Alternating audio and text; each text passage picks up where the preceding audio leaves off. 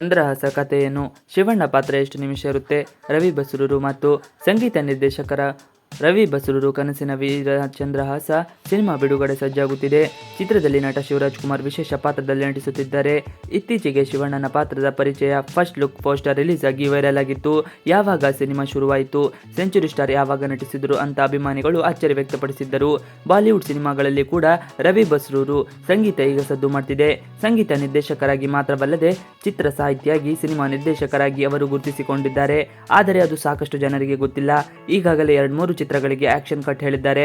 ಸದ್ಯ ತಮ್ಮ ಕನಸಿನ ವೀರಚಂದ್ರಹಾಸ ಚಿತ್ರವನ್ನು ತೆರೆಗೆ ತರುತ್ತಿದ್ದಾರೆ. ಸದ್ಯ ಚಿತ್ರದ ಬಗ್ಗೆ ಕೆಲವು ಮಾತನ್ನು ಆಡಿದ್ದಾರೆ. ವೀರಚಂದ್ರಹಾಸ ಚಿತ್ರದಲ್ಲಿ ಶಿವಣ್ಣನ ಪಾತ್ರ. ಚಿತ್ರದ ಆರಂಭದಲ್ಲಿ ಶಿವಣ್ಣನ ಎಂಟ್ರಿ ಆಗುತ್ತದೆ. ನಾಯಕನ ಪಾತ್ರ ಪರಿಚಯಿಸುವ ಸಮಯದಲ್ಲಿ ಶಿವಣ್ಣನ ಪಾತ್ರ ಪರಿಚಯವೂ ಆಗುತ್ತದೆ. ಬಳಿಕ ಪ್ರೀ ಕ್ಲೈಮ್ಯಾಕ್ಸ್ನಲ್ಲಿ ಮತ್ತೆ ಬರ್ತಾರೆ. 2 ದೊಡ್ಡ ಸನ್ನಿವೇಶಗಳು. ತುಂಬಾ ಹೊತ್ತು ಅವರು ಚಿತ್ರದಲ್ಲಿ ಇರ್ತಾರೆ. ಸಿನಿಮಾ ಎಲ್ಲಿಗೆ ಬಂತು?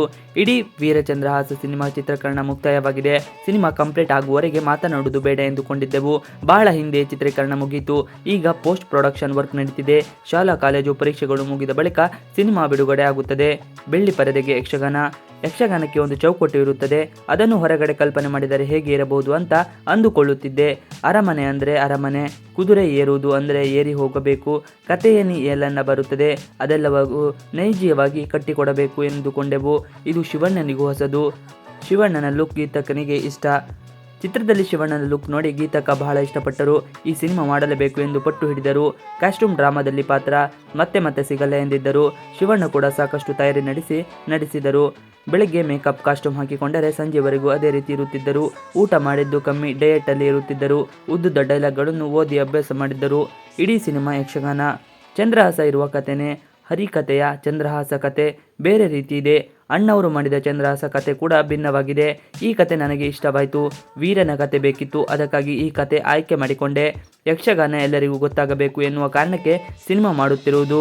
ಕನ್ನಡದಲ್ಲಿ ಆಳವಾದ ಪದಗಳಿವೆ, ಅದನ್ನು ತೋರಿಸಬೇಕಿದೆ. ಈ ಚಿತ್ರದಲ್ಲಿ ಆ ಪ್ರಯತ್ನ ನಡೆಯುತ್ತಿದೆ. ಶಿವಣ್ಣನ ಪಾತ್ರದ ಹೆಸರು. ಚಿತ್ರದಲ್ಲಿ ಶಿವಣ್ಣ ವಿಶೇಷ ಪಾತ್ರದಲ್ಲಿ ನಟಿಸಿದ್ದಾರೆ. ಹಾಗಾಗಿ ಅವರ ನಿಜವಾದ ಹೆಸರನ್ನು ಬಳಸಿಕೊಂಡಿದ್ದೇವೆ. ಕುಂತಲ ರಾಜ್ಯ ಕಥೆಯ ಕೇಂದ್ರ ಬಿಂದು. ಅದರ ಪಕ್ಕದ ರಾಜ್ಯ ಸಿಂಗಾರ್ನಲ್ಲೂ ಸಂಸ್ಥಾನ ಎಂದು ತೋರಿಸುತ್ತಿದ್ದೇವೆ. ಅಲ್ಲಿನ ರಾಜ ಶಿವಪುಟ್ಟಸ್ವಾಮಿ ಎನ್ನುವಂತೆ ಚಿತ್ರಿಸಿದ್ದೇವೆ. ಪ್ರತಿ 20 ನಿಮಿಷಕ್ಕೆ ಸರ್ಪ್ರೈಸ್ ಸಿಗುತ್ತದೆ. ಚಂದ್ರಹಾಸದ ಕತೆ. ಮಹಾಭಾರತದಲ್ಲಿ ಚಂದ್ರಹಾಸನ ಕತೆ ಬರುತ್ತದೆ. ಅರ್ಜುನ ಹಾಗೂ ಕೃಷ್ಣ ಯುದ್ಧಕ್ಕೆ ಚಂದ್ರಹಾಸ ಸೈನ್ಯ ಕೇಳಲು ಬರುತ್ತಾನೆ.